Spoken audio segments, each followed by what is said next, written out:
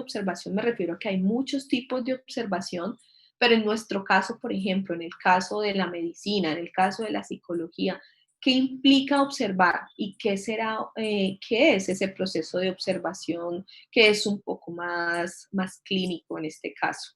¿Qué es la observación? No necesito que revisen la internet, nada, simplemente que usted me diga su concepto sobre la observación.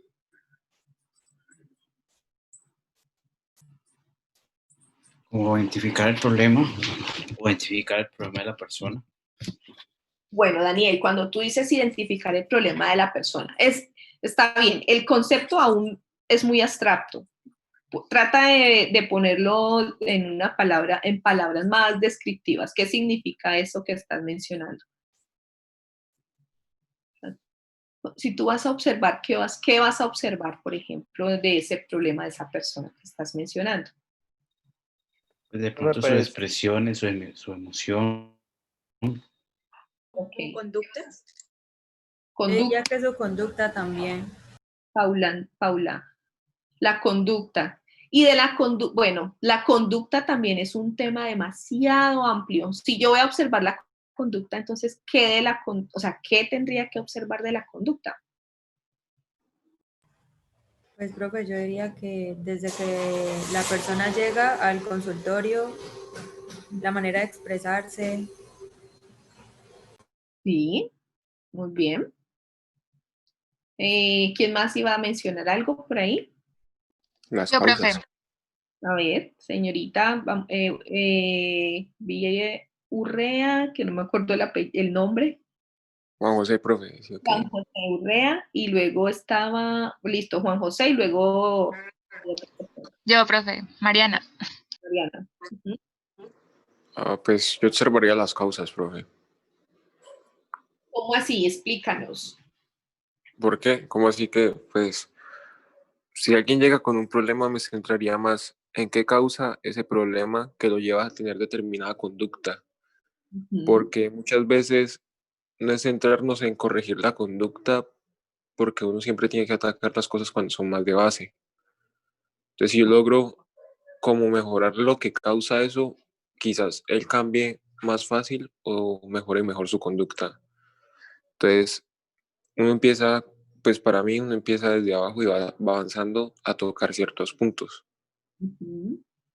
Muy bien, Juan José. Bueno, Mariana. Gracias, Juan José. Mariana. Bueno, profe, para mí la observación médica es como, por ejemplo, lo que tenemos que hacer nosotros cuando tenemos un paciente. Tenemos que recopilar pues la información de ese paciente para poder saber como los antecedentes de él y poder como establecer como unas pautas para llegar al resultado o para llegar a un diagnóstico. Entonces, como que la interrogación, una especie de interrogación al paciente como para saber todos los aspectos de él, tanto físicos como mentales, para poder pues así establecer como un diagnóstico certero. No sé. Bueno, listo. Si yo les digo, por ejemplo, a ver, Karen Lisset. Karen. Sí, profe. Karen, si yo te digo en este momento, allá en tu espacio, yo te digo, Karen, por favor, haz una observación de tu espacio. ¿Tú cómo harías esa observación? ¿Qué dirías?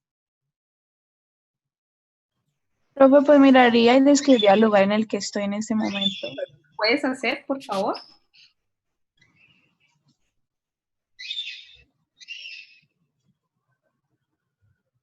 O sea, descríbelo.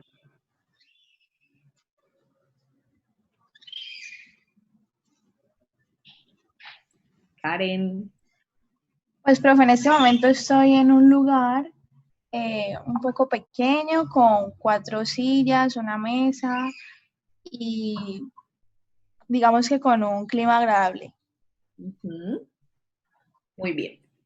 Listo. ¿Por qué quiero o por qué le solicito a Karen que haga el ejercicio?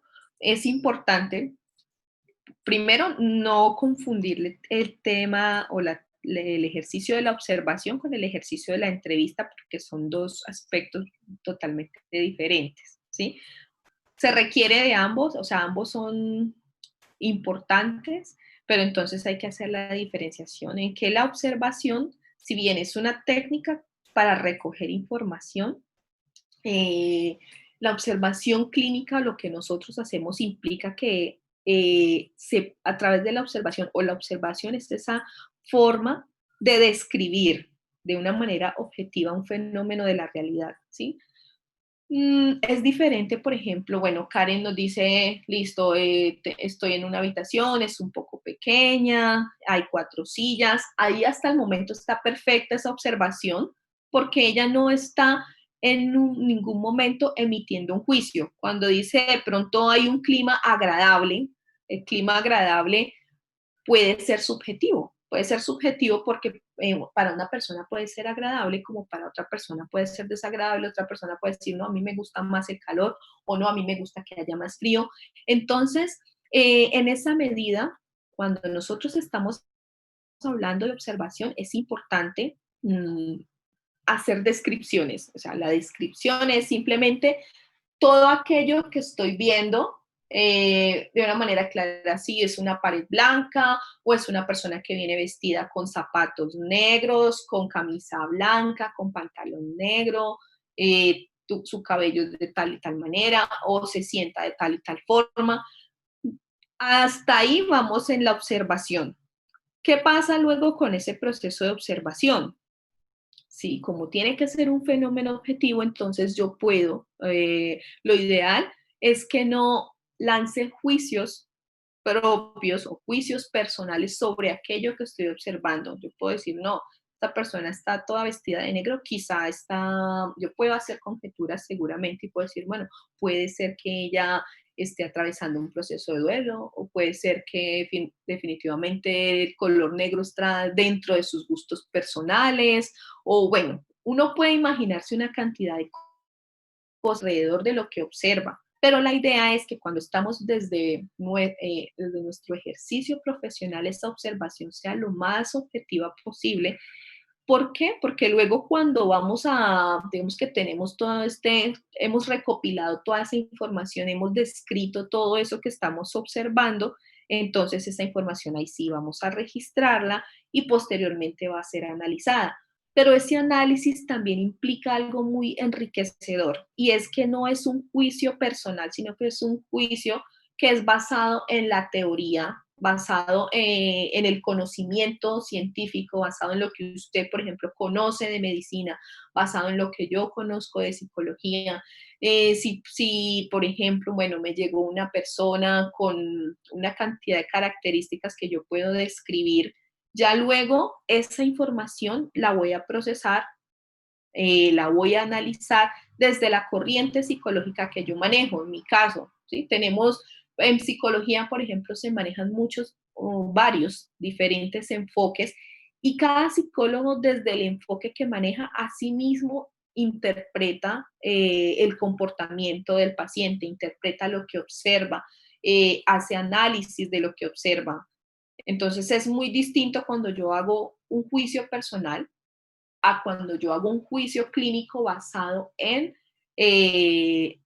lo que dice la ciencia respecto al comportamiento humano, en lo que dice la ciencia respecto a la medicina como tal, o a lo que ustedes están aprendiendo poco a poco en su carrera.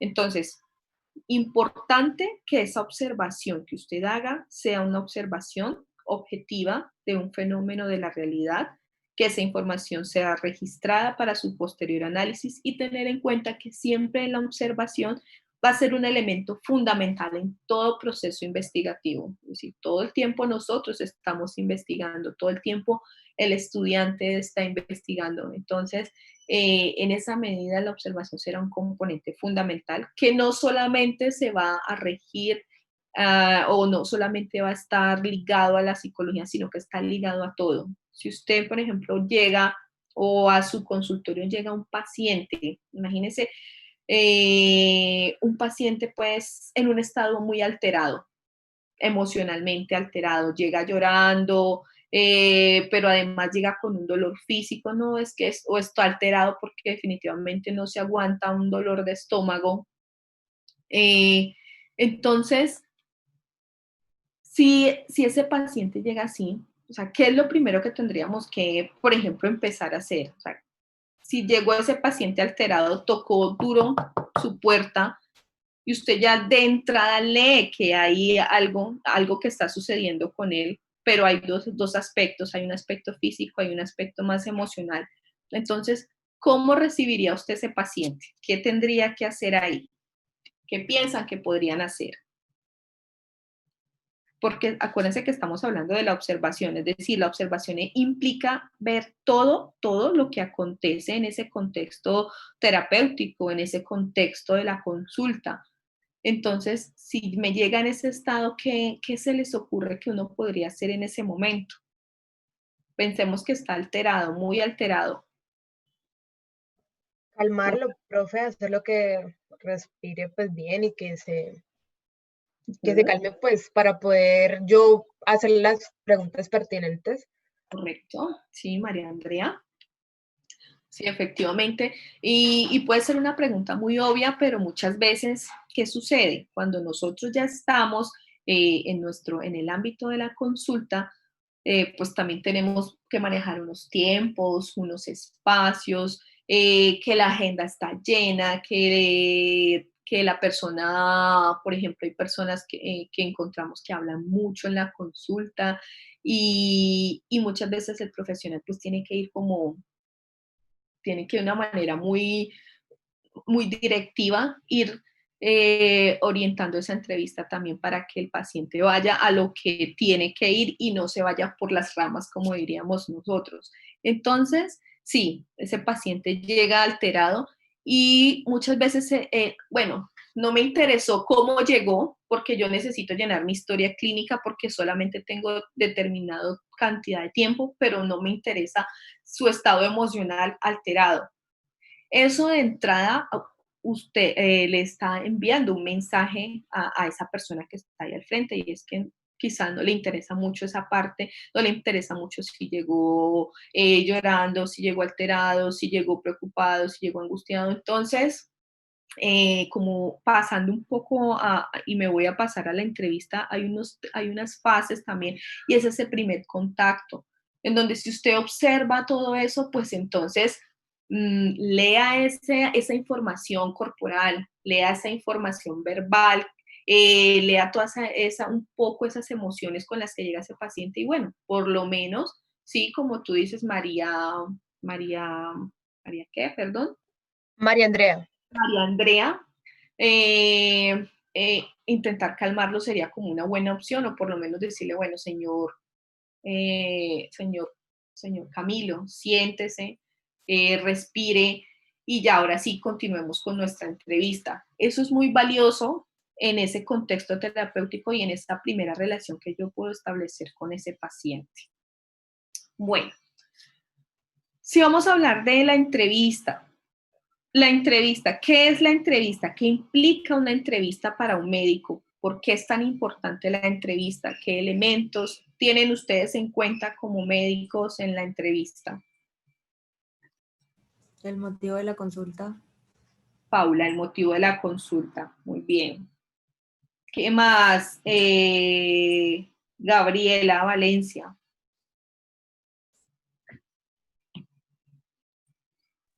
¿Cómo es su estado de ánimo? ¿Cómo se siente? Su estado de ánimo, cómo se siente. Muy bien. ¿Qué otros aspectos son importantes a tener en cuenta en la entrevista? Por aquí, a ver, yo veo. Los antecedentes. ¿Cuál? Perdón. Los antecedentes patológicos. Los antecedentes patológicos. Sí. ¿Qué más? Sebastián, ¿tú estabas también diciendo algo? Profe, el examen físico también, El examen físico. Bueno, y si yo les pregunto qué es una entrevista, ¿qué es la entrevista en sí?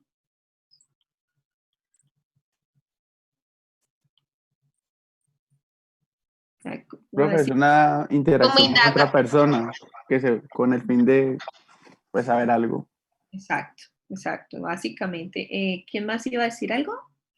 Pues yo iba a decir, profe, que era indagar sobre una persona, pues, o sea, la que estamos entrevistando. Muy bien, sí, básicamente, si estamos hablando de una entrevista, llámese una entrevista psicológica, una entrevista médica u otra, siempre es importante saber que en la entrevista hay una interacción del paciente, bueno, llamémoslo paciente porque en este momento estamos hablando pues como desde el ámbito de la salud. Estamos hablando entre un paciente y otro profesional, que puede ser el médico, que puede ser el psicólogo, que puede ser cualquier otro profesional. Es una interacción entre el paciente y el profesional, en donde efectivamente así hay una comunicación de ideas, es decir, hay un interlocutor que está escuchando todo el tiempo lo que el otro está diciendo. Y además es importante tener en cuenta que en la entrevista uno debe plantearse un objetivo según sea el caso. Si, por ejemplo, estamos hablando de una entrevista inicial en donde usted recibe a su paciente por primera vez, o sea, es diferente hacer una entrevista inicial a hacer un seguimiento, a hacer una entrevista de seguimiento. ¿Qué característica? Entonces, importante que cuando vamos a hacer una entrevista tengamos claridad en cuál va a ser el objetivo, tengamos claridad en qué tipo de preguntas hacemos inicialmente. Por ejemplo, en las EPS, hospitales, bueno, ya tienen toda su historia clínica organizada. Hay un formato que sencillamente lo que hacemos los profesionales es diligenciarlo. Pero, por ejemplo, habrán preguntas que no están ahí, pero que para usted, dentro de su profesión y dentro de su conocimiento, también resultan importantes de establecer. Entonces, en esa medida tenemos pues las entrevistas que ya son más estructuradas, a otras entrevistas que pueden ser de carácter semiestructurado, que surgen durante la entrevista y que pueden arrojarle a usted información importante acerca de lo que usted está escuchando de ese paciente, ¿sí? Entonces, este instrumento nos sirve ¿para qué? ¿Para qué, por ejemplo, le sirve a usted como médico la entrevista? O sea, ¿qué busca usted con la entrevista, aparte de conocer, pues, como toda la información relevante del Profe, paciente? Sí, disculpa que te moleste, una pregunta. sí. ¿La escala de Glasgow es considerada una entrevista o no? Pues yo la he visto, la he escuchado, sí, claro, es una entrevista, solo que es una entrevista, digamos que tipo estructurada, porque hay unas preguntas claras ahí, ya definidas. Ujú. Entonces sí sería considerada como una. Sí, sí, sí, sí, sí, sí. Porque acuérdate que hay diferentes tipos, o sea, hay unas que son estructuradas en donde tú ya tienes todas las preguntas, toda la información, o incluso también puede ser o sea, un test o una prueba dependiendo de para qué se vaya a utilizar, ¿sí?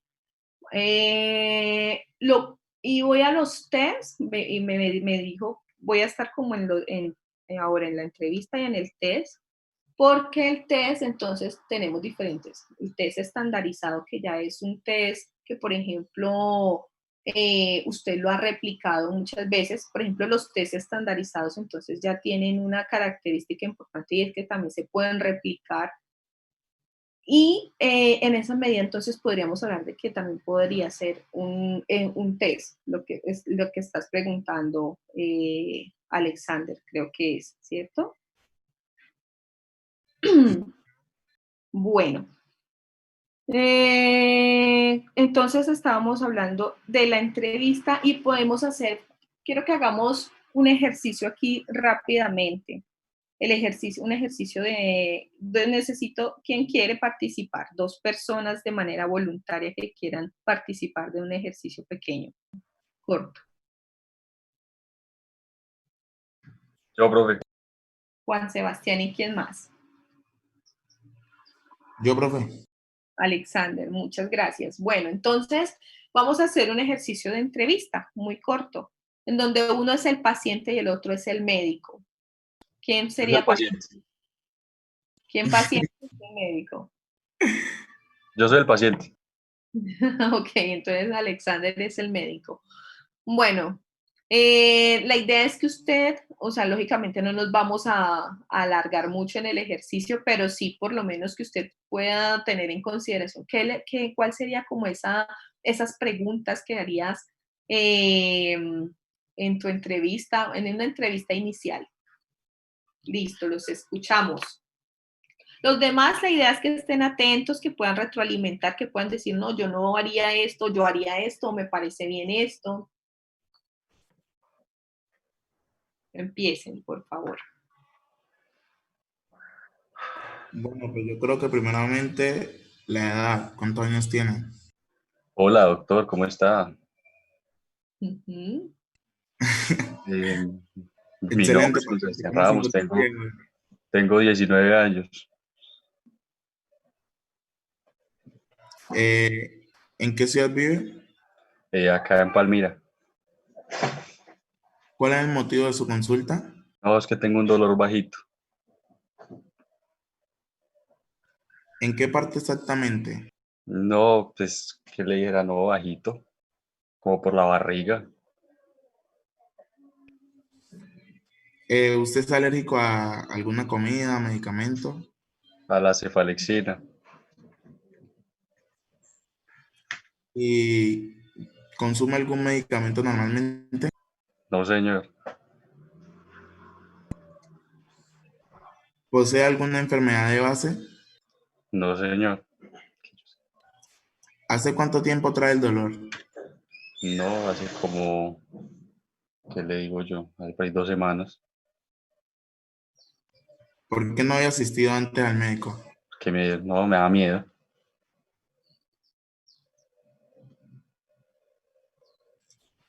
Dígame, ¿ha comido bien últimamente? Sí, señor, súper sano. Este médico tan grosero. ¿Usted realiza deporte o algún proceso de salud? Sí, yo hago deporte regular. ¿Qué deporte hace? Levantamiento de potencia. ¿Usted es deportista profesional, semiprofesional o aficionado? Semiprofesional retirado. ¿Puedo saber el motivo de su retiro? Lesión ¿En qué parte? en la columna.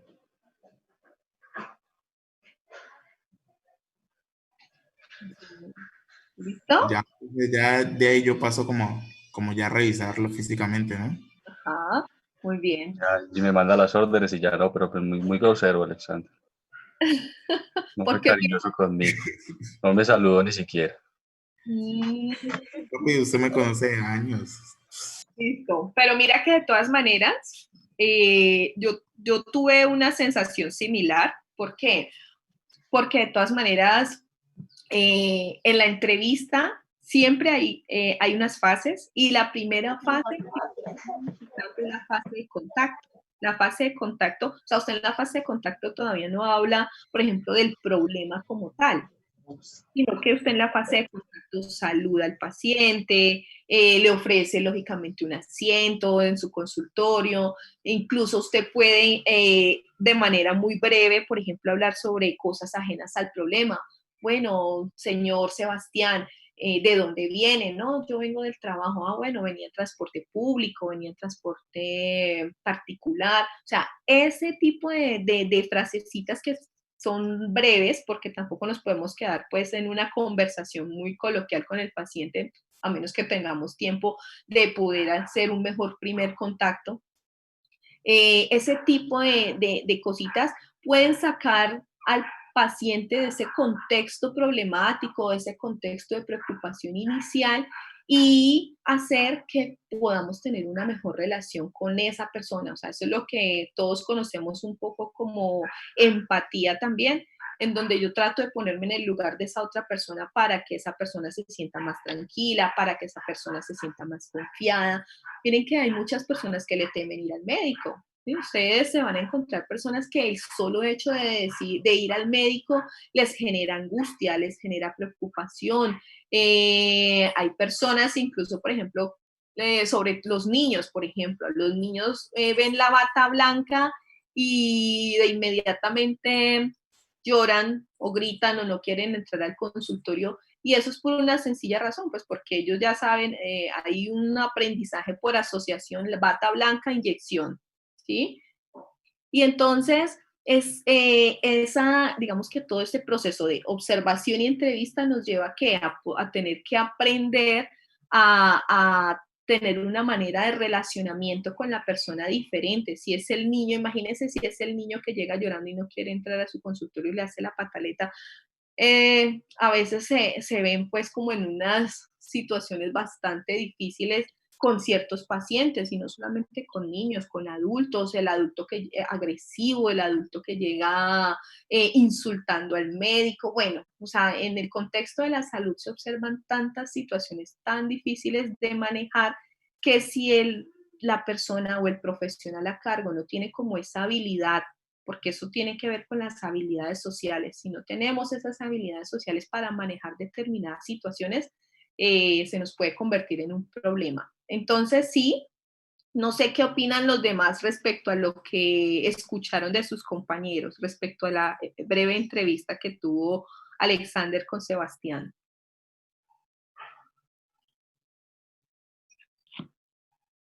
Pues, profe, yo quiero hacer un aporte, pero respecto a lo de cuando los niños no quieren ir al médico. Ok, Paula. Por ejemplo, en el caso de odontología, pues la mayoría de los niños tienen como una mala experiencia la primera vez que van al odontólogo. Entonces, pues lo que el profesional debería hacer ahí es, digamos que llevar un proceso de adaptación. Entonces, las primeras citas que tiene pues ese niño es junto con la mamá, y ahí ya como que se trabaja psicológicamente al niño, como de que no, no sé, vamos aquí a lavar los dientecitos, o sea, según como hacer actividades dinámicas para que él pierda ese miedo a, no sé, puede ser en el caso de odontología, a las fresas, a todo como el material, diría yo, pues el proceso de adaptación. ¿Y tú qué harías como médico frente a una misma situación? O sea, hasta el niño llore, pataleta, no quiere entrar al consultorio, ¿tú qué harías en tu consultorio? Pues primero, hacer como la primera impresión, diría yo, afuera del consultorio. O sea, ya sería como que, hola amigo, ¿cómo estás? ¿Qué tienes? Pero afuera del consultorio. Después ya le diría como que ven, acompáñame aquí, y trataría como de mostrarle todos los implementos con los que yo voy a examinarlo a él y mostrarle qué hacen. Es una excelente. Por ejemplo, sí. Yo he tenido la oportunidad de estar pues en una consulta médica con un médico, y pues ya nos pasó un caso similar con un niño. Entonces, lo que hicimos fue simplemente como que mostrarle la función del fonendo, no sé, o sea, cosas como esas. Claro, claro. Mira que tú has hecho un aporte muy importante, y es, bueno, en psicología lo conocemos como una aproximación también al evento, pues que resulta o que genera malestar en el paciente, y es que tú no lo vas a entrar directamente al consultorio porque eso sería muy invasivo para el niño en ese momento. ¿Sí? Si tú lo ves llorando y de una lo quieres entrar al consultorio, pues seguramente va a llorar más y seguramente le va a coger más aversión a ir al médico. Pero si, por ejemplo, tú sales, te pones a la altura de él, entonces uno generalmente lo que hace es se arrodilla, lo mira, lo tranquiliza y le dices, acompáñame. Ese ejercicio es muy bueno porque le da tranquilidad y le da seguridad. Y si además tú le dices, bueno, vas a entrar con tu mamá va a estar pendiente, no te preocupes, allá no va a pasar nada malo. Y a veces hay algunos médicos, porque también lo he visto, o sea, hay otros que, no muy pocos, pero sí lo he conocido, que tienen los mismos instrumentos que utilizan, pero por ejemplo en juguetes, cuando son niños más pequeños, es mucho más fácil atraer al niño cuando hay un juguete, entonces tienen el fonendo en juguetico, o las inyecciones en juguete, el muñequito al que van a inyectar, bueno, en fin, ese tipo de cosas. Ese sería el contexto ideal, ¿sí? Yo estoy hablando aquí de un contexto ideal en donde usted es dueño del tiempo de su consulta.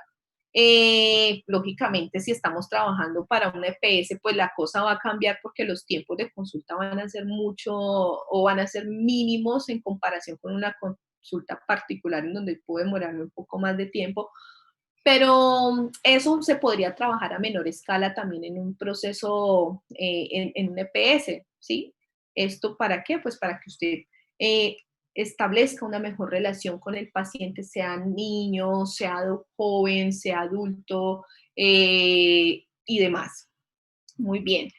Entonces, digamos que en ese ejercicio de la entrevista también hablábamos de esas fases. Importante la entrevista, ¿por qué? Porque es que, ¿qué buscamos en esta entrevista? Pues establecer un diagnóstico, una impresión diagnóstica. Es como, y siempre nos van a exigir en una primera entrevista un diagnóstico.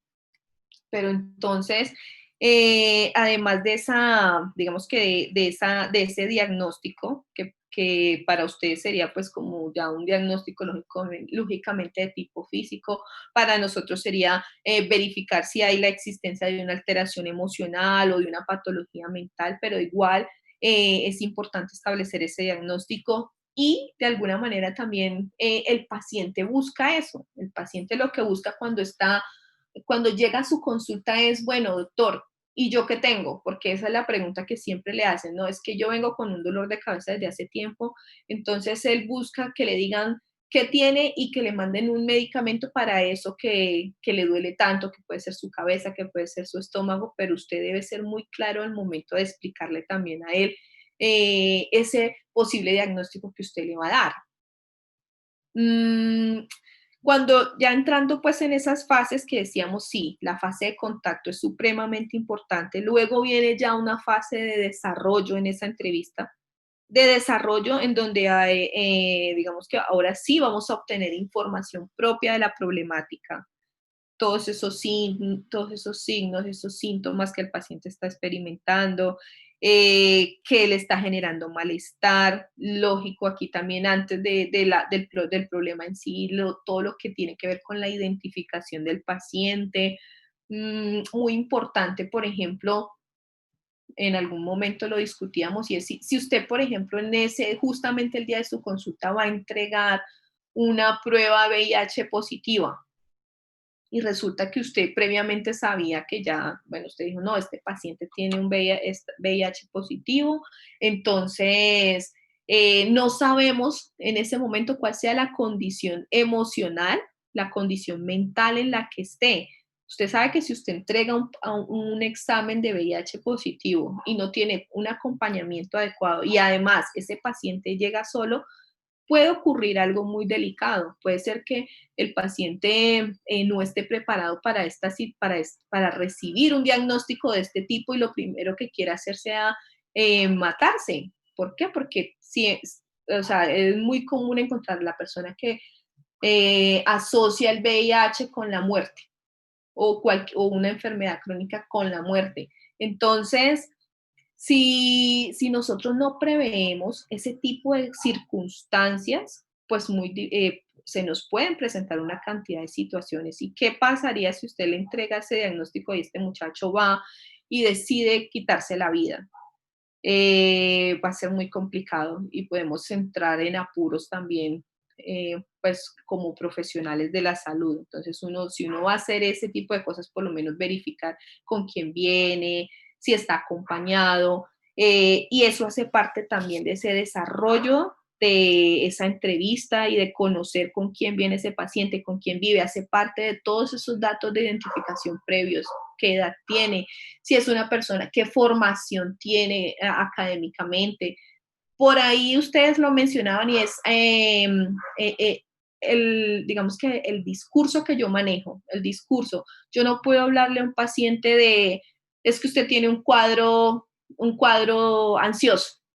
Si esa persona, por ejemplo, es una persona analfabeta, una persona que nunca ha pasado por una escuela, quizá no sepa qué es un cuadro ansioso, qué es un cuadro depresivo u una enfermedad. Entonces, yo siempre tengo que acoplarme al nivel y explicarle desde el nivel de entendimiento de esa otra persona que está ahí recibiendo la información. Y finalmente, pues en la entrevista también tenemos que hacer el cierre, ¿sí? En ese cierre hacemos un resumen de todo lo que hemos escuchado, pero también hacemos una devolución. Ahí la devolución es cuando yo le digo, bueno, está pasando esto y esto y esto, encuentro tales situaciones a nivel de salud, acordamos, por ejemplo, la práctica de determinados exámenes para corroborar un diagnóstico, ¿sí? Todo ese tipo de cosas, uno muchas veces no es consciente, chicos, como profesional de que las está haciendo, pero es importante y lógico, tampoco es que esto sea una camisa de fuerza que tiene que ser así, así, así, no, pero sí es importante de tener en cuenta esas fases de contacto, esa fase de desarrollo, esa fase de cierre en donde usted hace ese resumen y le hace una devolución de lo que el paciente espera. ¿Qué tengo? ¿Qué voy a hacer? ¿Cuándo será mi próxima consulta? Y bueno, las pruebas y demás exámenes que tenga que hacer. Muy bien.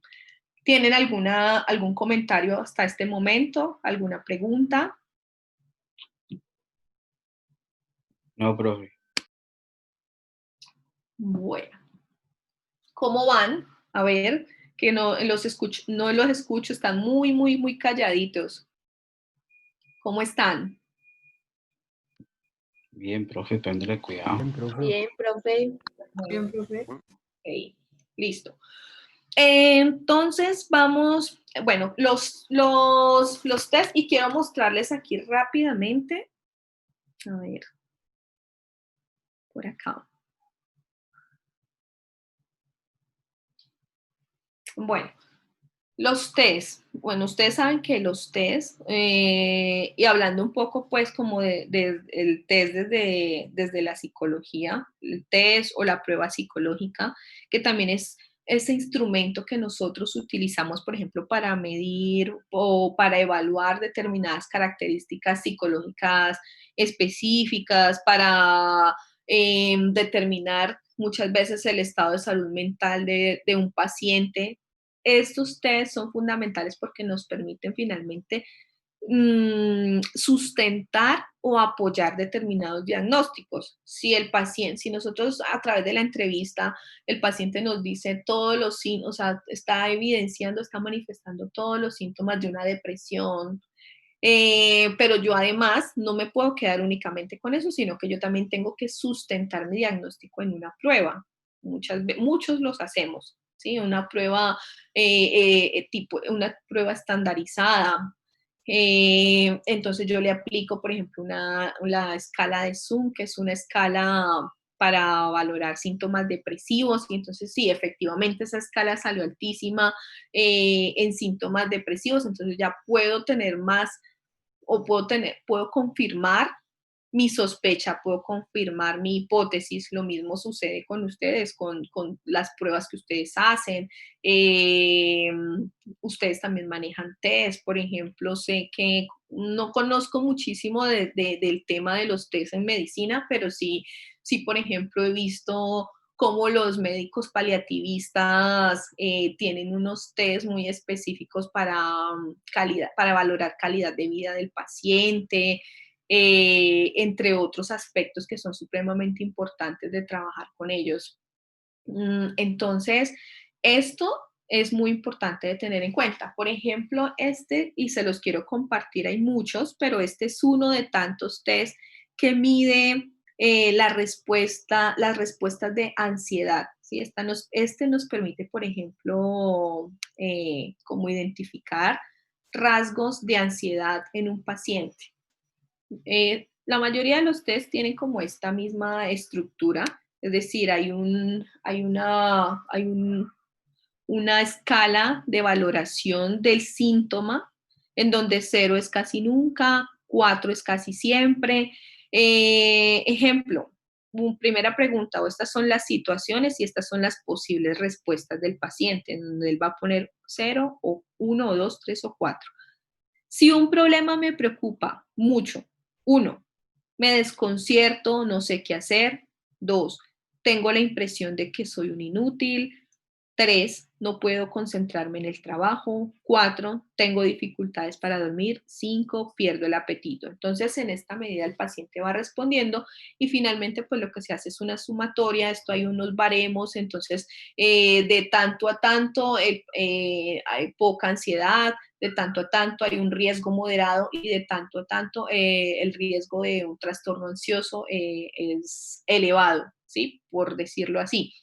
Entonces, tener en cuenta pues como que existen tests de diferentes tipos, estandarizados, no estandarizados, hay test de inteligencia en donde se evalúa el coeficiente intelectual del paciente, hay test, por ejemplo, autoadministrados. Hace algún tiempo algún estudiante me decía, profe, mire, es que yo me he sentido muy decaído, me he sentido muy estresado y yo me autoadministré un test que está en internet. Si ustedes van a internet encuentran algunos tests, algunos que son avalados científicamente, otros que no, otros que son simplemente como un checklist y ya, pero no son test pues propiamente avalados.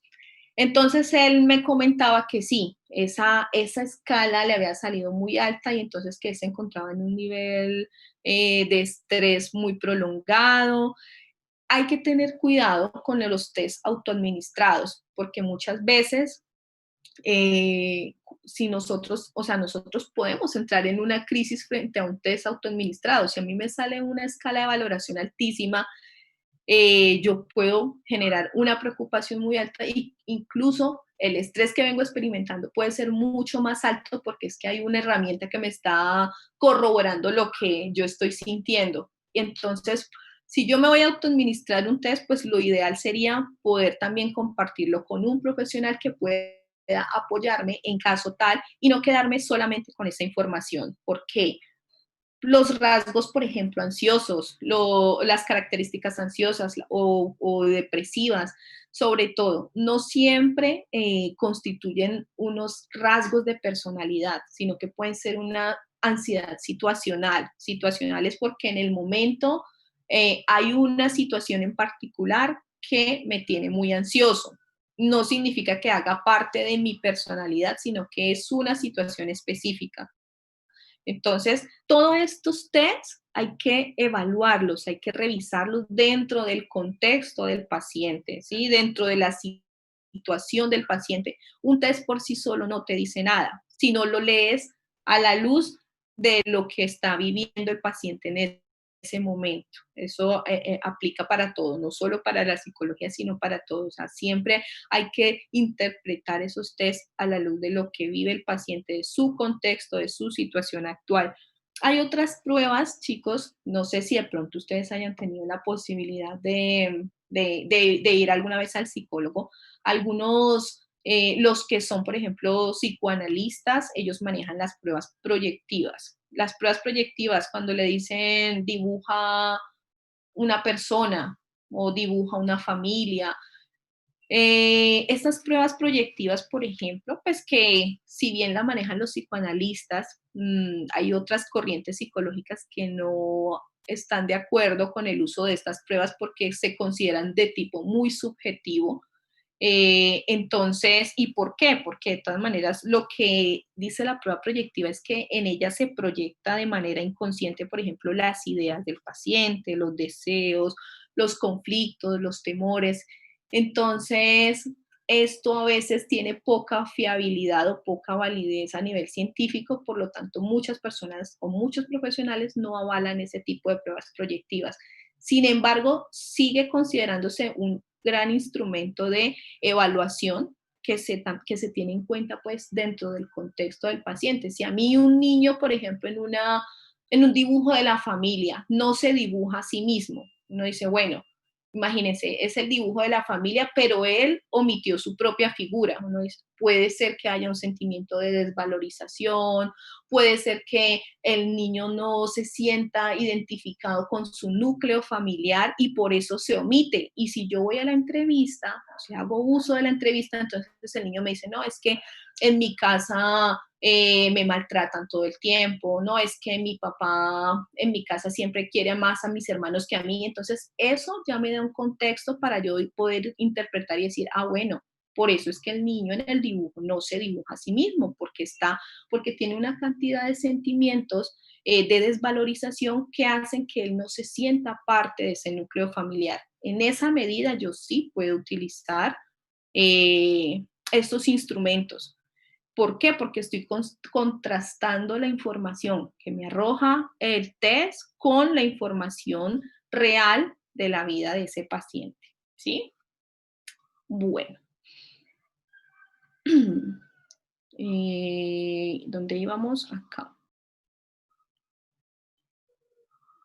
¿Dónde estábamos? Aquí ya. Muy bien. ¿Algún comentario hasta el momento? Señora. ¿Ninguno? Bueno. Hablábamos además en el video de las técnicas anatómicas, y entonces, ¿qué permiten esas técnicas anatómicas? Alguien lo mencionaba al comienzo y es poder observar esas características morfológicas del sistema nervioso. Entonces, dentro de las técnicas anatómicas, pues vamos a tener las técnicas macroscópicas y, la observación macroscópica y la observación microscópica del sistema nervioso. Dentro de lo macroscópico, pues lógicamente no vamos a hacer uso del microscopio, sino que es básicamente poder tomar el cerebro, poder hacer cortes en el cerebro, poder ver determinadas estructuras, las circunvoluciones y demás. En tanto que cuando estamos hablando de una observación microscópica, pues entonces ya vamos a hacer uso de este instrumento y además vamos a poder ver, por ejemplo, ya digamos que la neurona, la estructura interna de la neurona, cómo son esas sinapsis, ¿sí? Eso nos permite las técnicas anatómicas. Cuando estamos hablando, perdón, se me acabó el agua. Cuando estamos hablando de las técnicas eléctricas, chicos, ustedes también lo mencionaban, y cuando hablamos de técnicas eléctricas nos referimos a los registros eléctricos de la actividad del sistema nervioso, ¿sí? O sea, cuáles son como esas ondas que emite el sistema nervioso cuando está en funcionamiento. Entonces, incluye, por ejemplo, los electrodos de registro, los amplificadores, los sistemas de escritura. Estas técnicas eléctricas además pueden ser de tipo global, como por ejemplo el electroencefalograma, o pueden ser también de tipo local, como la implantación de electrodos en el tejido neural, hasta que se obtenga una determinada respuesta de la célula. Además, tenemos las técnicas eléctricas. Estas técnicas, las técnicas químicas, y ustedes por ahí lo mencionaban. En el video hacían referencia principalmente a las técnicas químicas in vivo, in vitro y de tejido procesado. ¿Qué conocen de esas tres técnicas químicas? ¿Qué será una técnica in vivo? ¿Qué nos permitirá?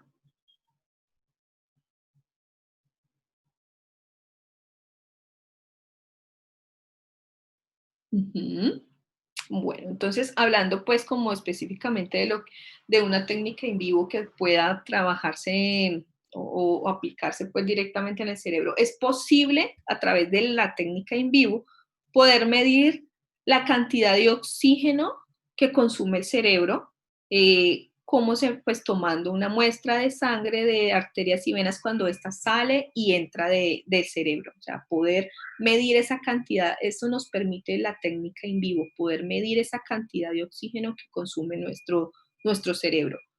Cuando estamos hablando de técnica química in vitro, ¿qué es una técnica in vitro?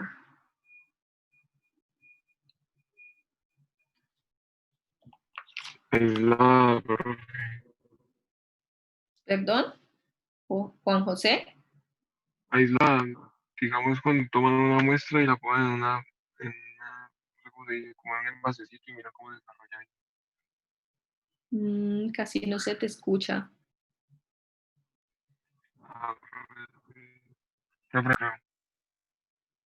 Bueno, no, definitivamente no, pero alcancé a escuchar que era que se toma una muestra y sí.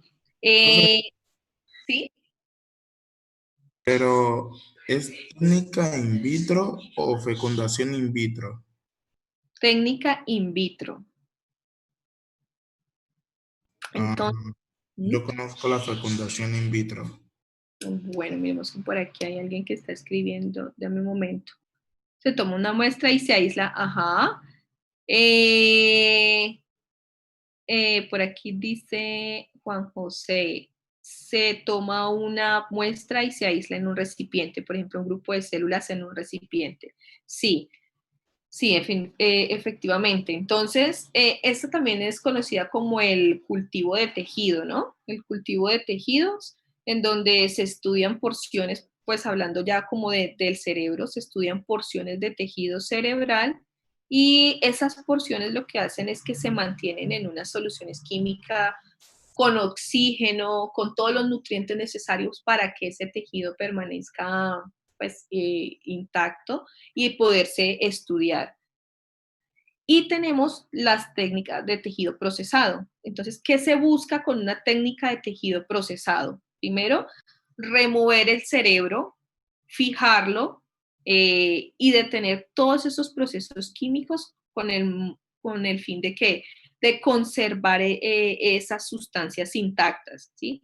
Esto tiene una característica y es que se debe hacer muy rápido porque en general todas las sustancias se alteran pocos segundos después de la muerte del organismo. Entonces, el método más común para remover y fijar el cerebro y detener los procesos químicos es el sumergir, por ejemplo, el cuerpo del animal. O sea, estamos hablando de investigación, de estas técnicas también que son de investigación. Sumergir el cuerpo del animal en nitrógeno líquido o anestesiarlo antes de morir y congelar inmediatamente el cerebro. ¿Esto para qué? Para que las sustancias se mantengan, para que las sustancias no se alteren y poder estudiarlas.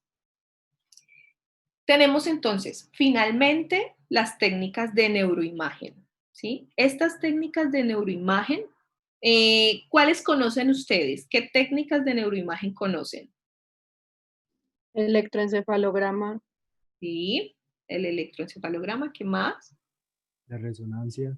La resonancia magnética, la tomografía axial computarizada, pero entonces, importante chicos que lo tengan en cuenta, que esas técnicas de neuroimagen pues se dividen, o sea, digamos que hay dos tipos, hay una categorización, por así decirlo, dos tipos, se dividen en dos tipos, las técnicas estructurales y las técnicas funcionales.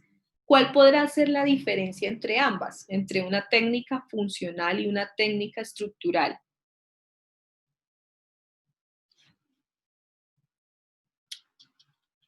¿Cuál podrá ser esa diferencia? Pues que una mide la función neuronal o pues en general la función del sistema nervioso y otra simplemente mide la estructura del mismo. Bueno. O sea, si está bien organizado, si tiene, no sé, el encéfalo del correcto tamaño. O si de pronto se evidencia algún tumor o algo así.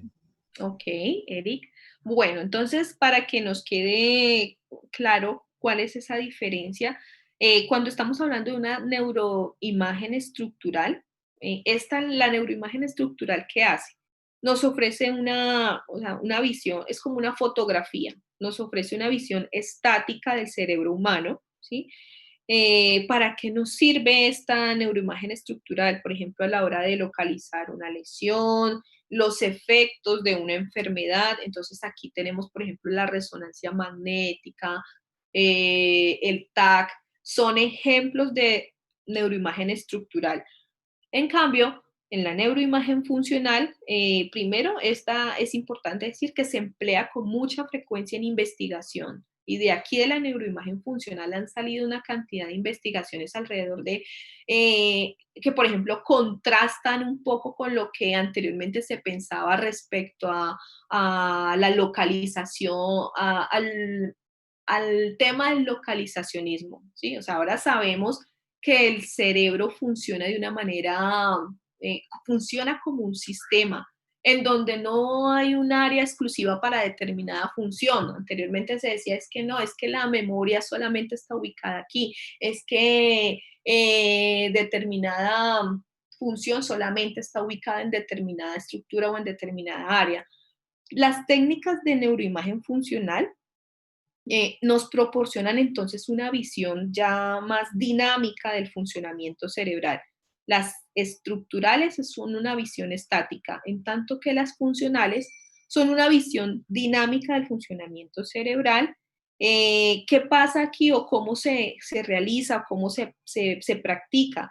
Entonces uno lo que generalmente se hace es que se expone al sujeto a una tarea cognitiva, por ejemplo, una tarea de memoria, una tarea de atención, una tarea de categorización, y entonces lo que se pone frente a ese estímulo y lo que se busca es observar el rendimiento de ese sujeto en esa tarea cognitiva, así como esa actividad cerebral que subyace a ese rendimiento conductual. Entonces, el paciente está frente a una tarea de memoria, gracias a esa técnica funcional, lo que se puede ver es el desempeño de ese paciente, pero también se puede ver, por ejemplo, cuáles son esas áreas que se activan ante determinada tarea cognitiva, ¿sí? Además, por ejemplo, esta técnica funcional también que nos permite observar las diferencias funcionales entre sujetos sanos, entre pacientes con diferentes patologías cerebrales. Como ejemplo, aquí tenemos la resonancia magnética, pero funcional. Acuérdense que en la estructural está la resonancia magnética, y en la funcional, la resonancia magnética funcional, tenemos la tomografía por emisión de positrones, tenemos la magnetoencefalografía. De hecho, esta es considerada como una de la única que hoy en día permite estudiar la actividad cortical del cerebro, perdón, la actividad cortical en fetos. Entonces, miren cómo, gracias a las técnicas funcionales, pues definitivamente la investigación ha avanzado mucho en términos de ese conocimiento de nuestro sistema nervioso, del cerebro como tal, ¿sí? Bueno, chicos, nos quedan en este momento 8 minutos. Entonces, la idea, ¿cuál es? Que ustedes para la próxima clase, bueno, no alcanzamos a terminar todo lo que tenía preparado para ustedes hoy, pero entonces en la próxima clase la idea es que continúo con un apartado de algo que quería compartir y luego vamos a continuar con el ejercicio de socialización de los mapas mentales. Entonces, para ello vamos a hacer, ya les había mencionado, grupos. Vamos a hacer 6 grupos, ojo, no más porque pues la lectura tampoco es muy larga, sino que la idea es poder dividir esa lectura entre todos los grupos y que cada grupo pueda hacer la socialización de lo que corresponde. Pero eso no implica, muchachos, que ustedes no se vayan a leer toda la lectura. ¿Por qué? Porque estas lecturas también entran en el parcial.